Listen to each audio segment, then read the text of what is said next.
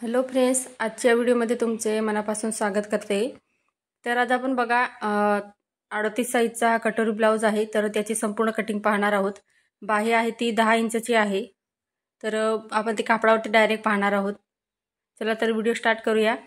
तर इथे बघा पेपर घेतलेला आहे आणि त्याची बंद बाजू माझ्या साईडने ठेवलेली आहे आणि ब्लाउजची उंची बघा 14.5 इंच होती। त्याच्यात प्लस 1 इंच ॲड केलं मी। 15.5 इंच ब्लाउजची पूर्ण उंची घेतली, म्हणजे ब्लाउज तयार होईन आपल्याला इथं 14.5चा होईल। तर त्याच्यानंतर बघा या पद्धतीने मी उंची मोजून घेतली आणि एक लाईन आखून घेतली। त्याच्यानंतर आपल्याला इथं शोल्डरचं माप टाकायचं आहे। तर पहा इथं 5.5 इंच मी शोल्डर घेतलेला आहे। तर आता जिथे शोल्डर मोजलंय तिथून खालच्या साईडला आपण मुंड्याचा इथं माप घेणार आहोत 6 इंच। हे बघा व्यवस्थित चेक करून घेतलं। त्याच्यानंतर आपल्याला लाईन आखून घ्यायची आहे, म्हणजे शोल्डर आणि मुंडा आहे तो जोडून घ्यायचा आहे। तर हे पहा इथं 5.5 इंच शोल्डर आणि 6 इंच इथं मुंडा घेतलेला आहे। आता इथं बघा छातीचा इथं आपल्याला चौथा भाग टाकायचा आहे। तर बघू शकता इथं 9.5 इंच इथं 38 साईज आहे। तर 9.5 इंच इथं छातीचा चौथा भाग आणि त्याच्यानंतर इथं बघा तुम्ही 1.5 इंच किंवा 2 इंच इथं मार्जिन ॲड करू शकता। तर इथं बघा मी 2 इंच इथं मार्जिन घेतलेलं आहे। तर ते कस्टमरचं ब्लाउज आहे तर त्यांचे जे माप आहे ते तब्येत आहे ती कमी जास्त होत राहते, त्यासाठी 2 इंच इथे मी मार्जिन घेतलेलं आहे। तर हो तुम्ही इथं 1.5 इंच सुद्धा घेऊ शकता। आता बघा 9.5 इंच छातीचा चौथा भाग आणि 2 इंच ॲड करून इथं 11.5 इंच झालंय। तर खालच्या साईडला सुद्धा मी तेवढंच इथं कमरेच्या साईडला 11.5 इंच मोजून घेतलेलं आहे आणि आता दोघं पॉईंट आहे ते आपण जोडून घेऊया। तर इथं बघा मुंड्याचे माप टाकायचे आहे। तर आपल्याला पुढचा जो मुंडा आहे तो 1 इंच आणि पाठीमागचा मुंडा इथं 1.5 इंचावरती घ्यायचा आहे। तर दोघं इथं मी पॉईंट घेऊन घेतले आणि जिथं आपण बघा छातीचा चौथा भाग इथं मार्जिन करून ठेवलेलं आहे, म्हणजे माप घेतलेलं आहे, तिथपर्यंत हा आकार आपल्याला घेऊन जायचा आहे, म्हणजे मुंड्याचा आकार द्यायचा आहे आपल्याला। त्याच्या पुढे न जाऊ देता या पद्धतीने आकार द्यायचा आहे। तर बघा असं परफेक्ट असं व्यवस्थित आकार द्यायचा, कारण आपला आकार जर चुकला तर ब्लाऊजमध्ये इथं चुन्या येतात। आता इथं बघा तब्येत जर जास्त असेल तर तुम्ही इथं फिटिंगच्या साईडने जो आपण पाठीमागचा जो मुंडा आहे तर तो या पद्धतीने अर्धा इंच खाली डाऊन करायचा, म्हणजे काय होईल की बाही जी आहे ती मुंडा आपला मोठा होऊन जाईल आणि काख्यामध्ये त्यांना ब्लाऊज वगैरे टाईट होणार नाही, तर इथं चुन्यासुद्धा येणार नाही। तर ही ट्रिक तुम्ही नक्की यूज करा, म्हणजे तब्येत जर जास्त असेल आणि चुन्या येत असतील तर ही पद्धत वापरायची, नाही तर मग आपल्याला नेहमीचं जसं आहे आपण काढलेलं पहिले तसंच सेम करायचं आहे। तर माझे कस्टमर जे आहे तर ते म्हणजे तब्येत त्यांची मीडियम आहे, तर त्यांना परफेक्ट असा ब्लाऊज बरोबर येतो। तर त्यासाठी मी जसं इथे पहिले आपण मार्किंग केलं होतं तेवढंच कट केलं आहे। आता हा झाला आपला पाठीमागचा पार्ट, म्हणजे सेपरेट करून घेतला। आता पुढचा पार्ट कसा काढायचा ते पाहूया। तर सर्वात पहिले बघा आपण गळारुंदीचं इथं माप घेऊया। तर 2.5 इंच इथं पुढची गळारुंदी घ्यायची आहे। आता पुढचा जो गळा आहे तो आपल्याला इथं आवडीनुसार तुम्ही लहान मोठा घेऊ शकता। तर इथं पहा मी 6 इंच घेतलेला आहे। तर खालच्या साईडला सुद्धा इथं मी 2.5 इंच घेते आणि एक बॉक्स तयार करून घेऊया, म्हणजे आपल्याला गळा काढायला सोपं जाईल। तर हे पहा या पद्धतीने बॉक्स आखून घेतला। इथं 2.5 इंच घेतलं होतं आपण आणि पुढचा गळा 6 इंच। तर आता आपल्याला बघा इथं क्रॉस पट्टीची मार्किंग करायची आहे। तर आपण जो गळा काढलेला आहे त्या साईडने 2.5 इंच घ्यायचं आहे आणि फिटिंगच्या साईडने 2 इंच घ्यायचं आहे। तर पेपर पॅटर्न तयार करताना 2.5 आणि 2ची इथं क्रॉस पट्टी काढायची आणि जेव्हा आपण कापडावरती काढणार तेव्हा वाढवून घ्यायची ती, म्हणजे 3.5 आणि 3ची घ्यायची असते, म्हणजे ते परफेक्ट येते। तर इथे लिहून घेतलं। आता बघा इथं फिटिंगच्या साईडहून आपल्याला 5 इंचावरती मार्किंग करायची आहे कटोरीचं माप टाकण्यासाठी। तर 5 इंच जर घेतलेलं आहे ते 36 पासून तर पुढच्या साईजसाठी, म्हणजे मोठ्या साईजसाठी 5 इंच घ्यायचं आणि 28 पासून तर 34 पर्यंत इथं 4.5 इंच घ्यायचं आहे। आता बघा गळ्याकडे मी वरच्या साईडने 1 इंचावरती मार्किंग केलं आणि पुढचा जो गळा आहे त्याचा शेप देऊन दिला आणि जिथं आपण मार्किंग केलं तिथं बघा एक सरळ लाईन आखून घेतली आणि एक अशी तिरकस आखायची आहे, म्हणजे काय होईल की आपली इथं कटोरी काढायला आपल्याला एकदम सोपं जाणार आहे। आणि बघा इथे लाईन आखलेली आहे, तिच्याहून असं 1/2 इंचपेक्षा कमी अंतर घ्यायचं आणि या पद्धतीने कटोरीची मार्किंग करून घ्यायची. तर हे झाले आपली 38 साईजची कटोरी. तर साईड पीसवर सुद्धा लिहून घेऊया आपण. आता कटिंग करून घेऊया. तर सर्वात पहिले बघा, पुढचा जो मुंड्याचा आकार आहे तो सर्वात पहिले कट करायचा. त्याच्यानंतर क्रॉसपट्टी आहे ती कट करायची, नंतर कटोरी. तर सर्व पार्ट जे आपण इथे आखून ठेवलेले आहे ते इथे सेपरेट करून घ्यायचे. तर हे पहा, इथं आपले साईड पार्ट तयार झाले. आता इथं आपण कटोरी कशी वाढवायची ते पाहणार आहोत. तुम्हाला खूप सोप्या पद्धतीमध्ये मी कटोरी कशी वाढवायची ते दाखवणार आहे. तर बघा, आपण गळारुंदी इथं 2.5 इंच घेतली होती, तेवढी तिथं टाकायची आहे. आता तिथून तेवढं मोजलं आहे मी, आणि दुसऱ्या कोपऱ्याहून खालच्या साईडला 1.5 इंच घ्यायचं आहे.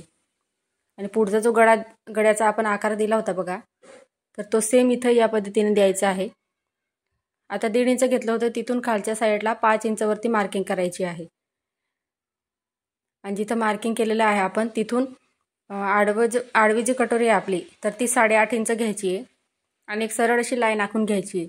तर ही जी कटोरी आहे तर तुम्ही ही मोठ्या साईजसाठी म्हणजे 42 साईज असेल किंवा 44 साईज असेल त्यालासुद्धा वापरू शकता. ही तर त्यांची छातीचं माप थोडं मोठं आहे, त्याच्यासाठी मी 8.5 आणि 8ची 9.5 घेते. तर तुम्हीसुद्धा छोटी कटोरी पाहिजे असेल तेवढी तुम्ही इथे लहान मोठी करू शकता. आता बघा, 8.5च्या निम्मे घेतलं आहे मी सेंटर, आणि तिथून वरून आपल्याला जे सेंटर आहे तिथून खालच्या साईडला बघा 9.5 इंच घ्यायचं आहे. म्हणजे 8.5 आणि 9.5 अशी आपण कटोरी घेतोय. आता हे तिघं पॉईंट बघा आपल्याला जोडून घ्यायचे, जसं मी इथं दाखवते आहे तसं परफेक्ट असं म्हणजे घालून कटोरी जी आहे ती एकदम परफेक्ट बसते. आता बघा, इथपर्यंत तुम्हाला समजलं असेल. त्याच्यानंतर बघा, सिंपल असा आकार देऊन पाहायचा कटोरीचा, व्यवस्थित येतोय की नाही ती. तर बघा, इथं थोडंसं किंचित चपटं वाटत होतं, त्यासाठी मी असं गोलाकार आकार देऊन दिला कटोरीला. त्याच्यानंतर साईड पार्ट जो आहे आपला तो ठेवायचा आहे. आणि बघा, कटोरी जी आहे ती साईड पार्टपेक्षा अर्धा इंच जास्त घ्यायची असते. तर इथं कमी वाटत होती, त्यासाठी मी वाढवून घेतली. तर तुम्ही जर या पद्धतीने कटोऱ्या जर आधी काढून ठेवल्या असतील तर या पद्धतीने तुम्ही डायरेक्ट कापडावरती वाढवू शकता. आता बघा, जी पहिली लाईन आखली होती तिला क्रॉस मारलं मी, कारण कटिंग करताना आपली ती लाईन जर कट झाली असती तर कटोरी आपल्याला जोडताना कमी झाली असती, त्यासाठी. आता जसं इथं आपण मार्किंग केलेलं आहे सेम त्याच पद्धतीने कटिंग करून घेणार आहोत. तर पहा, इथं मी या पद्धतीने कटोरी जी आहे ती कट करून घेतली. तर बघा, साईड पीसला लावून पाहायची. तर बघू शकता इथे एक्स्ट्राची आपली इथं कटोरी रेडी झालेली आहे. आता इथं बघा, आपल्याला क्रॉसपट्टीची इथं कटिंग करायची आहे. तर मग असे तुम्हाला सांगितलं मी, तर 3.5 इंच घ्यायचं आहे. तर एका साईडला बघा 3.5 इंच घेतलं आहे. आता छातीची घडी 11.5 इंच घेतली होती आपण, म्हणजे मार्जिन धरून. तर इथं मी 12 इंच घेतले, कारण अर्धा इंच जोडताना जर कमी पडलं तर त्यासाठी. आणि एका साईडला 3 इंच घ्यायचं आहे. आणि या पद्धतीने आपण जसं मार्किंग केली होती क्रॉसपट्टी, सेम त्याच पद्धतीने बघा या पद्धतीने शेप द्यायचा आहे. तर कोणत्याही साईजची तुम्ही जर क्रॉसपट्टी एकच काढून ठेवली तर कापडावरती तुम्ही ठेवून ती वाढवू शकता, म्हणजे त्याची उंची जी आहे ती कमी जास्त करू शकता. छातीची घडी कमी जास्त वाढवू शकता त्यासाठी. आता बघा, आपल्याला जे पॅटर्न आपण कटिंग केलेले आहे तर ते इथं कापडावरती ठेवून म्हणजे अस्तरवरती ठेवायची आहे आणि कटिंग करून घ्यायची आहे. तर सर्वात पहिले बघा, मी इथं पाठीमागचा जो पार्ट आहे तो व्यवस्थित ठेवते. तर पहा, इथं व्यवस्थित ठेवून घ्यायचा. त्याच्यानंतर जसं आहे तसं आपल्याला मार्किंग करायची आहे खडूने, व्यवस्थित बघू शकता इथं. तर व्यवस्थित मार्किंग करायची, म्हणजे पॅटर्न आपण ठेवलेला आहे त्याला लागूनच आपल्याला इथं मार्किंग करायची आहे. तर सर्वात पहिले बघा, पाठीमागचा जो पार्ट होता तो इथं मी आखून घेतला. आता आपण कट करून घेऊया. तर पहा, इथं जसं दिसतंय तसं मी इथं मार्किंग केलेलं सेम तसंच कट करून घेते. तर हे पहा या पद्धतीने. तर हा जो ब्लाऊज आहे तर त्याची कटिंग फक्त तुमच्यासोबत शेअर करते. ब्लाऊज शिवून झालेला आहे आणि एकदम परफेक्ट बसलेला आहे कस्टमरला सुद्धा.